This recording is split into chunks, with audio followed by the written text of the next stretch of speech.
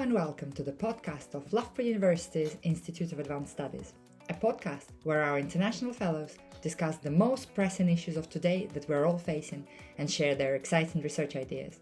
We hope you enjoy today's talk. Thank you for tuning in. It's my pleasure to make the first introduction today. So we've had the joy of hosting Sumiko and Takamichi for the last year at the Transport Safety Research Centre, which is based in the School of Design and Creative Arts. So to introduce our first speaker today then, Sumiko received her PhD in engineering from Tokyo Institute of Technology in 2012. After serving as an assistant professor at Kanagawa University as an assistant professor and then associate professor at Shimbura Institute of Technology, she's then become an associate professor at the School of Engineering and the Institute of Science in Tokyo, where she's been since October 2024. And then they came to visit us from August 2025 and have been here with us for the last year. So her research spans the interdisciplinary fields of edge computing, networks for AI, and traffic analysis based on mathematical optimization, including queuing theory and game theory. In her recent research, she's worked on the design of load balancing methods for edge computing to support autonomous driving, which hence the engagement with the Transport Safety Research Centre, as well as the development of cooperative participation incentive mechanisms for safe driving assistance between vehicle-to-everything systems, with the aim of realising the next generation mobility and improving our smart cities. So I will welcome you to the floor and say thank you very much for joining us for the past year. Okay. Thank you. Thank you, Ashley, for the kind introduction. So my name is Sumiko Miyata from Institute of Science Tokyo. It is a great honor to present at the wonderful seminar. And the title of my presentation is Incentive-Driven AI Networks for Future Road Safety. So I am currently with the Transportation Safety Research Center. So first of all, I would like to say a big thanks to my host professor, Ashley Fitness, and everyone here. So the Ashley is a professor here at the TSRC. She works on human factor the human factor and sleep science to improve the transportation safety. So if you want to know about the TSRC more deeply, so please check the QR code. So they conduct the wide range of great research for the transportation safety. So everyone at TSRC was very kind to me. So thank you for inviting me to the many wonderful events. And I also want to thanks Andrew because for the working with me.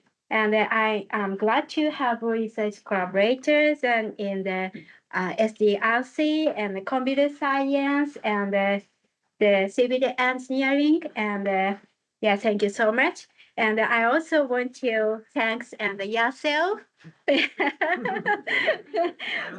working to me. Yeah, I could have the good opportunity to attend many IAS seminars, and I was able to meet many people from the different area.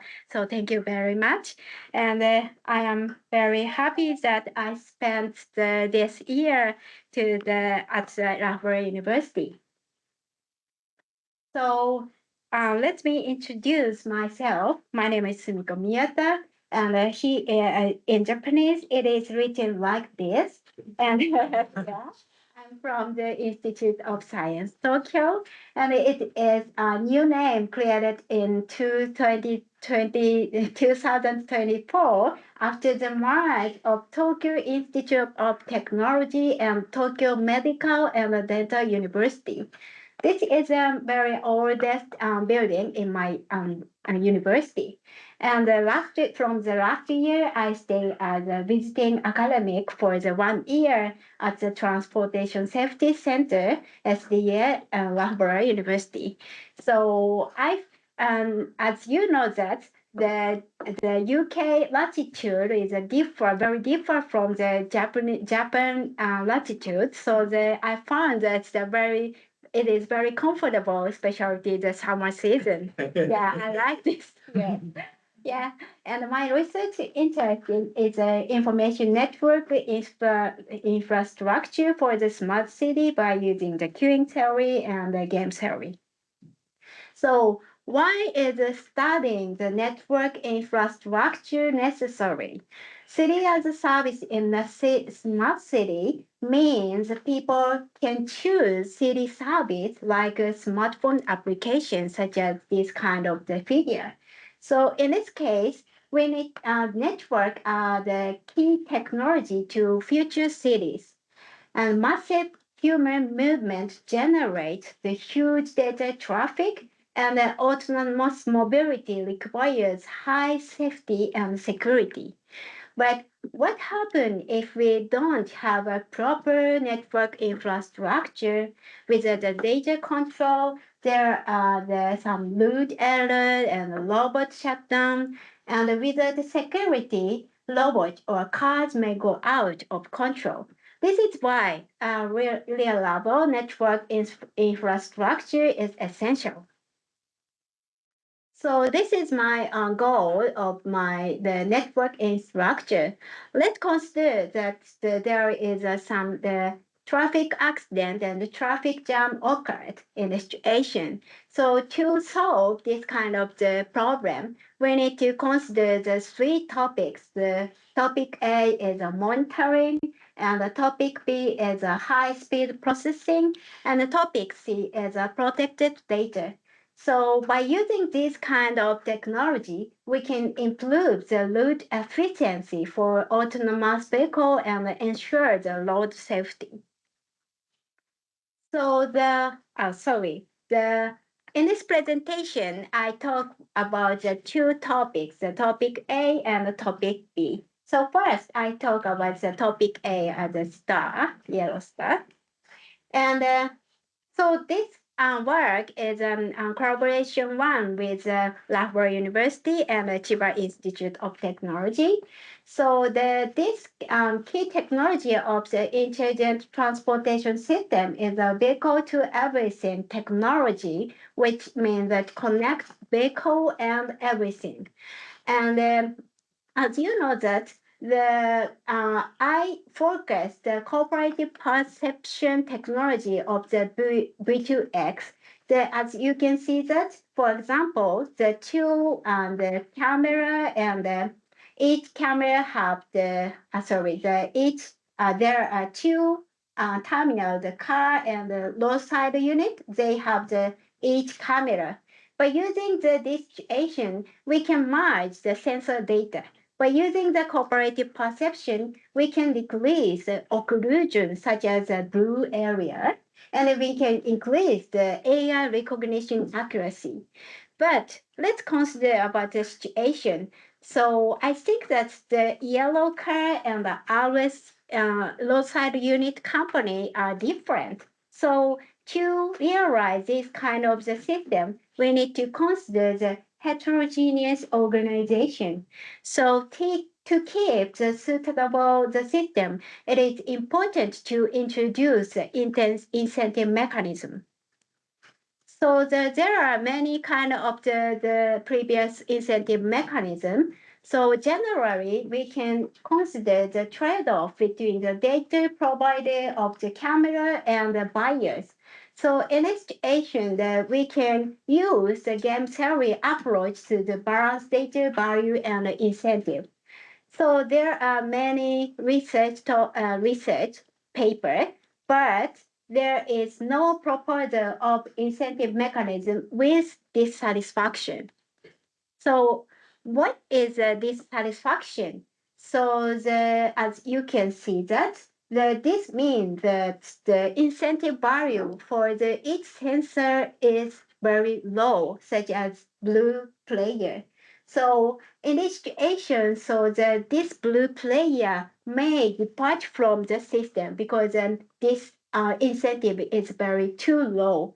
But if this dissatisfaction decrease, all sensors can continue to the provided data, so we can improve the long-time AI recognition accuracy. So in my presentation, in my studies, goal is the improvement of the long-time AI recognition accuracy considering dissatisfaction.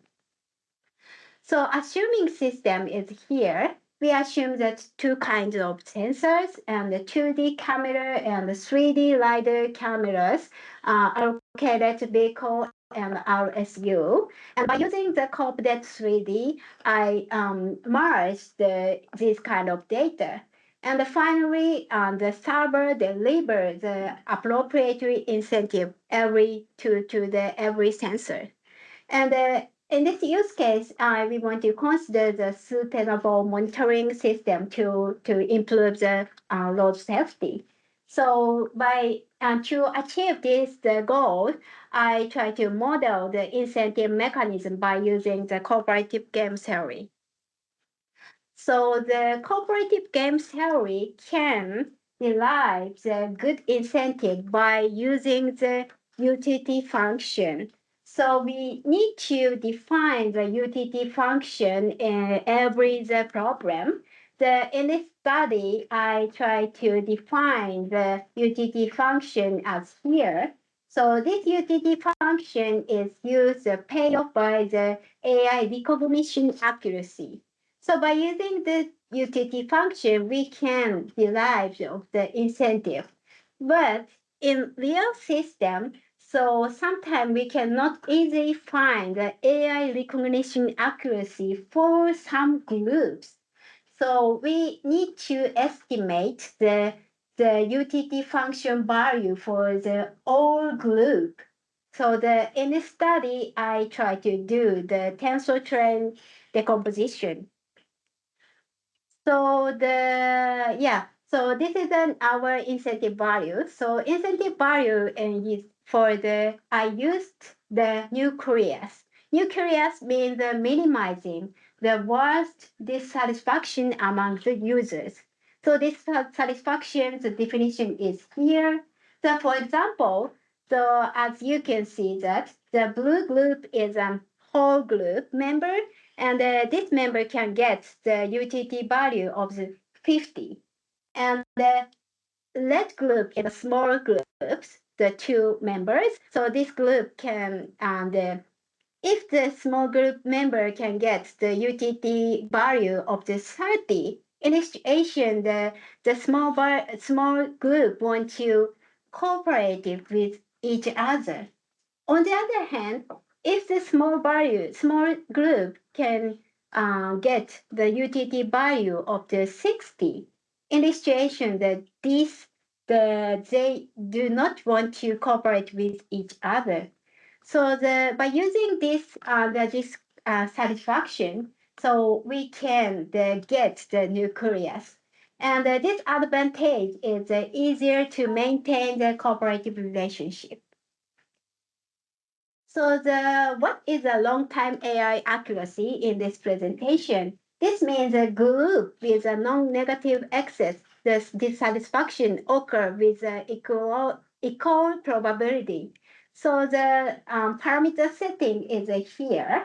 And by using the parameter, we compare with the long-term AI accuracy with the method. So this is a final result. And the best one is Shapley value. Shapley value is a very famous the value by using the cooperative game theory. And the value is fairness incentive value. By using the Shapley value, some group have the dissatisfaction.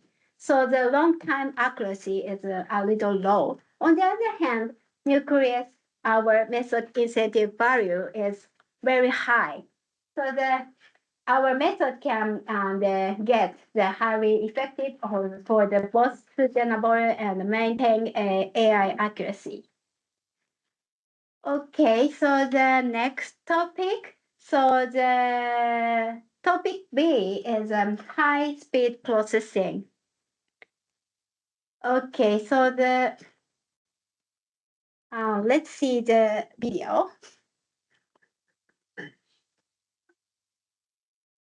Okay, so this is the 3D point cloud data, and we want to consider the city digital twin.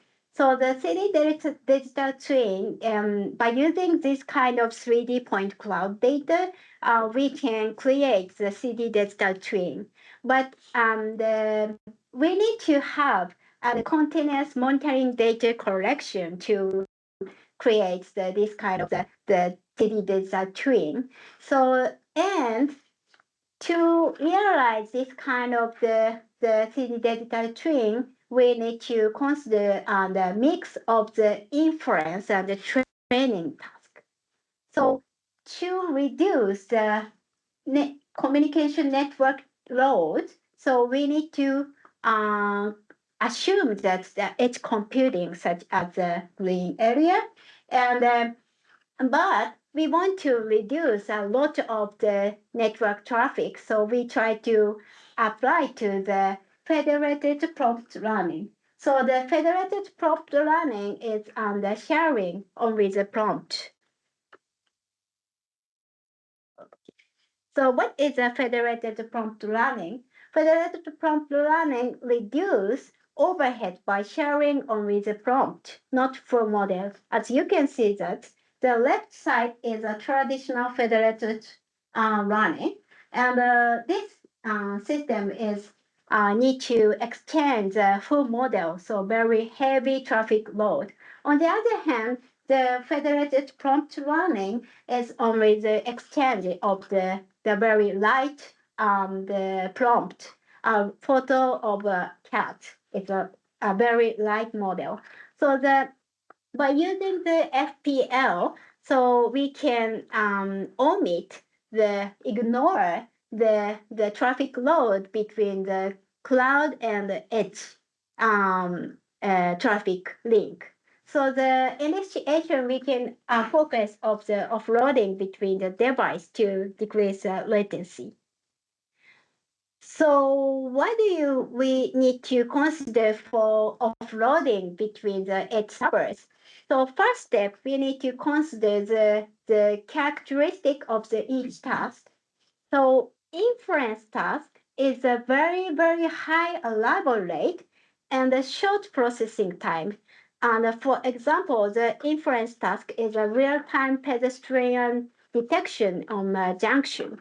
And on the other hand, the training data is a very low arrival rate and a long processing time.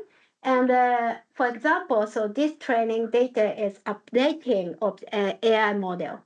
So there are few the previous offloading in this area.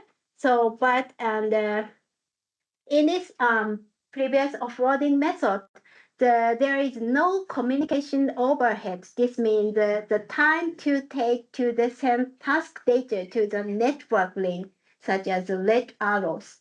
So in its study's objective is minimizing the delay time of the training task while the delay of the inference task maintains. So to derive the delay time, I want to use the queuing theory. So do you know the queuing theory here? No. Oh, okay. So the queuing theory is a very, very powerful tool to calculate the waiting time and the number of waiting people. And this is only three. We only use the three parameter to calculate the evaluation value. For example, so in this study, the key parameter is only here. The average arriving rate, average processing rate, and the traffic network load. By using this the simple parameter, we can derive the delay time by using the queuing theory. And in this presentation, we assume the interrupted enable priority control model by using the queuing theory. So in this the study, I assume that inference task is a high priority and the training task is a low priority. So we can derive the task delay time for each offloading control. So this is the waiting time equation for the very traditional textbook. So it's a very simple equation by using the lambda and some b. So this is the average value. And this meaning the pink term is a waiting time. And the orange line is a server waiting time. So by using the sum of this term, we can derive the waiting time. And I want to apply to the offloading system to this kind of the equation. This is a delay time with offloading system. This is a little big one, but almost the same. And the additional point is a green one. So as I mentioned, I want to add the communication overhead so that we add the communication overhead term. And the pink and the orange is almost the same as the traditional textbook. So by using this kind of the equation, we derive the optimal strategy by the calculating by the delay time. Okay, so this is a parameter, and we assume that system that we use the vision language model clip, and I want to explain about that. The next presenter, Takamichi, also used the clip, so that he also explained more deeply, so that I omit this kind of one. And I also assume the FPL, and the task processing time is here, and the objective function is here. And the baseline is a plot that not consider the offloading inference task. Okay, so this is the final result. So the evaluation value, the achievement rate of the acceptable delay. So this, as you can see that our method can achieve the very high rate acceptable delay in the inference task, 100%. And average delay on the inference and the learning is almost the same in compared to the previous method. So by using our method, we can achieve that the many inference tasks can be performed by considering the communication overhead. Okay, so the conclusion and thank you. And we show how can we build an incentive-driven AI network for the future road safety. And first, as a topic A, I propose a nucleus-based incentive mechanism. And as a topic B, I designed a task-aware offloading method by using the queuing theory. So thank you for your attention.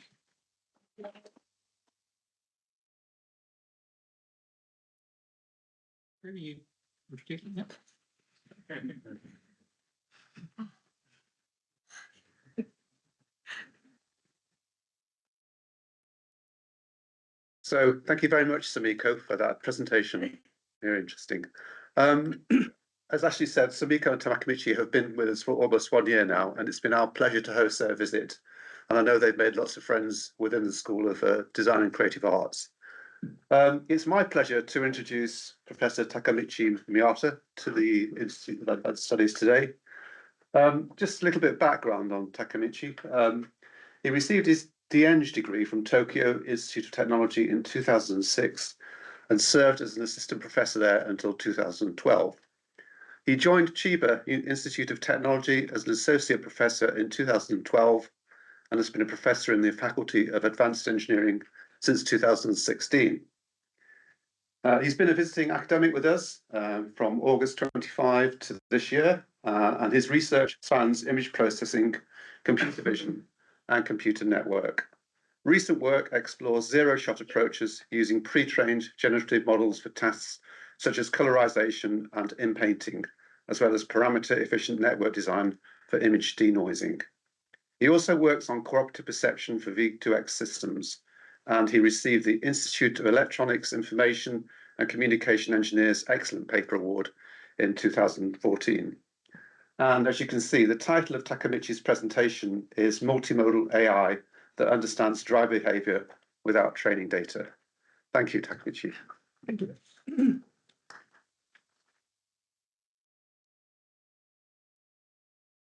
Thank you, Andrew, for kind introduction. And good afternoon, everyone, and thanks for having me today. So my name is Takamichi Miyata, as shown in here, and I'm from Chiba Institute of Technology, and I'm currently a visiting researcher here at the Transport Research Safety Research Center. So today I'd like to talk about a multimodal AI that can understand driver behavior without any training data. So first, I'd like to express my sincere gratitude to Professor Andrew Morris for hosting my academic visit here at Loughborough. And this visit has given me something quite rare, a chance to connect my research background, AI and image processing, directly with transport safety research. And I also gratefully acknowledge financial support from the Kajima Foundation and the Telecommunication Advanced Foundation. So let me introduce myself a little. So I'm a professor of Chiba Institute of Technology. So now Chiba, I imagine many of you have no idea where the Chiba is, and that's okay. So it's the prefecture right next to Tokyo to the east. And this cute character is Chiba-kun. He's the official mascot of Chiba Prefecture. He got his shape because the prefecture itself looks a bit like a dog. And so does he. And Chiba-kun is surprisingly useful. So because his body is a map of Chiba, so there people there use him to show where they live or work. So, for example, my university sits right here around Chiba-kun's chin. So maybe many of you are, already memorized where I work for. Yeah. So my own office is this floor of this modern-looking building. And in clear day, we can see the Mount Fuji from my office. Yeah, that's the floor. Yes. So now my background is in image processing. I haven't really worked on transport research before. So what I like to do today is talk about what became possible when we bring those two worlds together. The technical content is based on our research paper. So this is a joint work with Sumiko and Andrew. So let me start with the motivation. So according to the WHO, about 1.35 million people die in road traffic collisions every year. And distraction is one of the major contributing factors. A driver talking on the phone, texting, looking at the back seat. Each of these takes eyes, hands, and or mind away from the road. The engineering idea is simple. An in-cabin camera watching the driver. An onboard AI system, what we call here edge AI, meaning the computation happened inside the vehicle, not in the cloud. And it analyzes the image. And if the driver looks distracted, the system can give a warning before the dangerous situation develops. So the pipeline is very simple. The hard part, as always, is making the AI actually work. So this is what the rest of this talk is about. Okay. So the standard approach in AI is supervised learning. So concretely, Our task is to look at one in-cabin image and sort the driver's behavior into one of about 10 or more categories. So self-driving, texting, talking on the phone, and so on. So to do this, we collect many images of drivers, label each one, and train a model on them. But this has two problems. The first one is cost. Collecting and labeling large-scale in-cabin data with the SCAL approvals is expensive. The second is fragility. So a model trained on one dataset often performs poorly on another dataset with different drivers, vehicles, or camera angles. So this is called a dataset shift. And it remains one of the hardest problems in applied AI. So the question becomes, can we skip the data collection and training entirely? So this is my idea of zero-shot detection using pre-trained multimodal vision language model AI. Okay, so the problem is at this point, you may be thinking, well, wait, what is zero-shot? What is multimodal? What is the vision language models? It's fair enough. Before going further, let me spend a few minutes of three questions. What is zero-shot inference? What are vision language models? And why should they help with driver monitoring? So if you follow these three ideas, the rest of my talk will be very easy. Okay, so let's start with what is zero-shot inference? So zero-shot inference means using a pre-trained model to solve a new task without any additional training for that task. So I think you already know an example. It's ChatGPT. So when you ask ChatGPT, like, explain this theorem for secondary school students, or classify this review as positive, negative, or sarcastic. So yeah. So nobody trained ChatGPT specifically for your request. It draws on broad knowledge learned from enormous amounts of data and simply follows your instruction in plain English.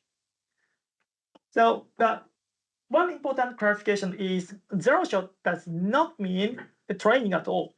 The model was trained massively, but only once in advance on general data.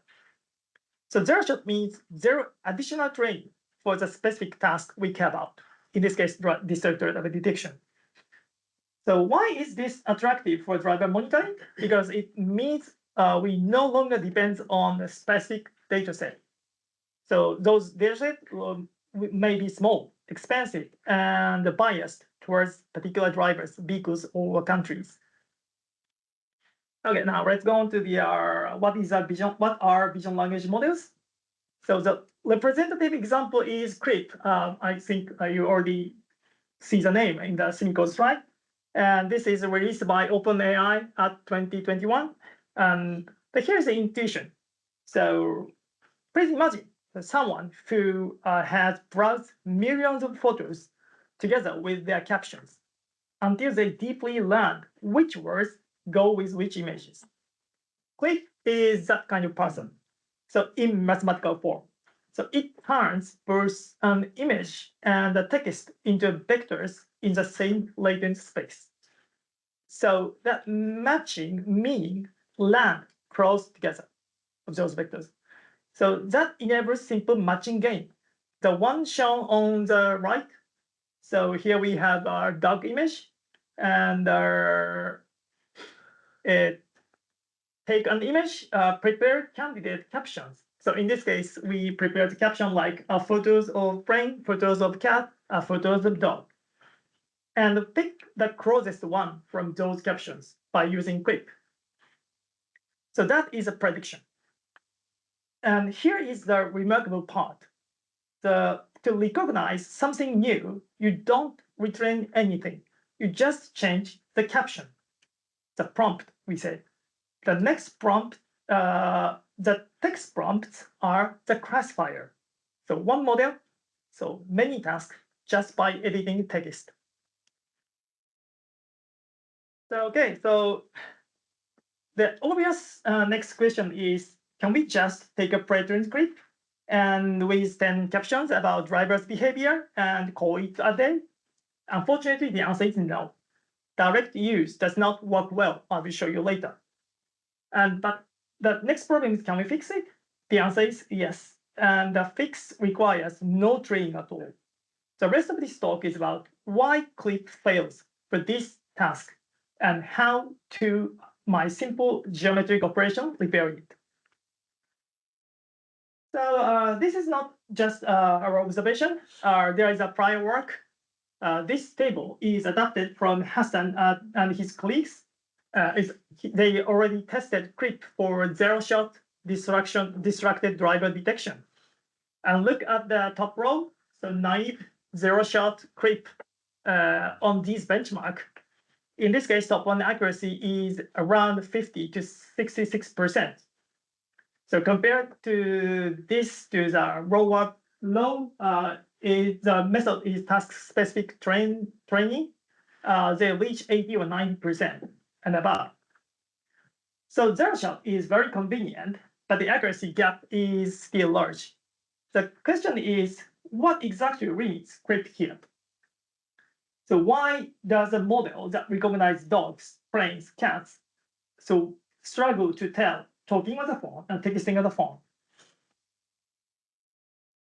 So our key insight is that the two things get tangled together in CRIP feature space. So we call them two entanglements. So entanglement number one is on the image side. When CRIP looks at an in-cabin photo, the feature vector is dominated by the driver's appearance, so their identity, the gender, the age, crossing. So in other words, the model pays more attention to who is a driver than to what they are doing. For driver monitoring, this is exactly backwards. So we don't care who you are, we care whether you are texting them. So entanglement number two is on the text side. So our behavior captions, in this case, we have 10 captions, are linguistically very similar. So their feature vectors point in nearly the same direction. And the matching game becomes a coin flip between neighbors. So we propose the method to fix this two problem without any training data. So please keep the phrase in mind, who, not what. Okay, so let me show you this problem in visual way. So this figure is so-called a T-SNE plot, and you don't need to know how it is made. So just leave it as a map. And each dot is one image or one caption text. And dots that are close on the map have similar feature vectors inside CLIP. So what should this map look like? Ideally, there must be 10 islands, one per behavior, with the matching caption sitting on the middle of each island. That is the ideal case. But what do we actually have? We can see here, look at the green circle. There's the two green circles. And these tight clusters are not behaviors. They are individual drivers. So all the image of one driver huddled together, whatever he's doing. So it is who, not what. And the red circle, you can see the red circle on the middle. So it is those tiny nodes is all 10 captions. So all 10 prompts goes in only one place. So the vectors were very similar. It's too similar. So this is an overview of my proposed method. We have proposed two components called DAD and TEO. I will explain it later. And the DAD is treating on the image entanglement, and TEO is for the text entanglement I already showed before in visual way. The first is the image side, and in this illustration, blue circles are driving safely, and yellow triangles are touching his or her hair. the top cluster is driver number 6, and the bottom cluster is driver number 10. So notice the problem. The clusters are organized by driver, not by behavior. So here's a fix. I propose that it is almost embarrassingly simple. So for each driver, compute the average of all the features vectors. Think of this average as the driver's appearance signature, the part that says who they are, regardless of what they are doing. Then simply subtract it from those drivers' vectors. So, and what remains after subtraction is the deviation from the driver's average. And that deviation is precisely the behavior. So look at the right-hand side. After subtraction, blue gathers with blue, yellow with yellow. So the cluster now means what, not who. So one particular note is computing these averages needs only unlabeled images of each driver, so which an in-cabin camera collects automatically. So just by recording, there's no annotation, no training needed. So second, we are trying to tackle with text problem. So as you can see, our 10 captions share the most of the words. It's like an image of person blah blah blah while in the driving. So the vectors point in almost the same direction. So imagine that there's 10 signposts at a junction, and all point roughly north. So it's very useless for navigation. So the TEO rotates these vectors point to different directions. In mathematical terms, we make the vectors orthogonal. But there's a subtle part. So we cannot just capture them randomly, because each vector still has to mean what its caption says. So we look for the orthogonal arrangement that stays as close as possible to the original vectors. So for those who enjoy the mathematics, it is a metric projection onto the TFL manifold, and we can compute it with our simple SVD, singular variable decomposition. For everyone else, what we do here is spread the signposts apart while changing each one as little as possible. The maximum separation and minimum distortion of meaning. So one more thing we need to do is our prompt engineering, and it's most boring part in this talk, so I will skip that. So we need to slightly change the word phrase to improve the performance. Okay, so here is the experimental setup. We use two public benchmark dataset, SumDD and StateFarm, and we use our off-the-shelf CRIP as our backbone network, but we do not train anything.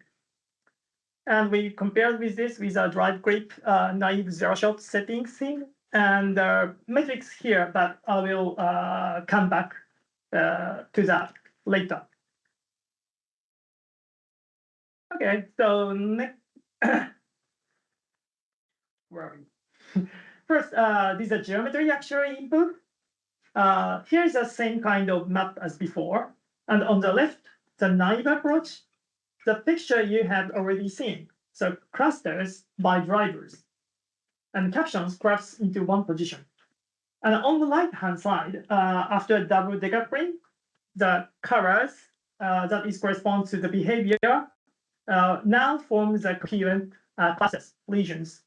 And 10 caption markers, I think it's very hard to see, but it's on the almost middle of each corresponding clusters. So in other words, the map now looks much closer to the idea I described earlier. Islands of behavior, each with its own signpost. What, not who. And better geometry that translates into better accuracy. So across every metric and both dataset, our method outperforms the baseline. But you can see number here, but I move it quickly because I think the result on the next slide matters more for you. Okay, so for a real warning system, though, the 10 class accuracy is not the question you would ask. You would ask something more simpler. Is the driver safe or distracted? So we also evaluate the model as a binary classifier. And here's the result I personally find more important. The critical error in the warning system is false negative. A distracted driver whom the system judged as safe. That is a case where the warning never sounds. So with the naive approach, the false negative rate on SumDD is 32.6%. That means roughly one distracted driver in 3 is missed by system. So with our method, it drops 10.9%. So it means that roughly 1 in 9. So still not perfect, but going from 1 in 3 to 1 in 9 with no training data, no extra hardware is, I believe, a meaningful step for safety application. So let me zoom out and conclude my talk. What I show you today is one instance of much bigger question. Can multimodal AI understand human behavior without large task-specific datasets? For distracted driving, the answer seems to be yes. But cameras and captions are only the beginning. The natural next step are to combine in-cabin camera with car signal. So, and driving context, and to move beyond distraction towards richer states, the workload, fatigue, risk, intent. And this is exactly where I need your expertise. So I can build the detectors, but human factor research is what tells us which behaviors actually matter for safety. So how drivers respond to warning and what a system must never get wrong. So AI gives us a scalable eyes. Human factor gives us judgment about what is worth looking at. That is why I am here at Loughborough, and I'm delighted to continue this conversation with any of you after this talk. So thank you very much for your attention.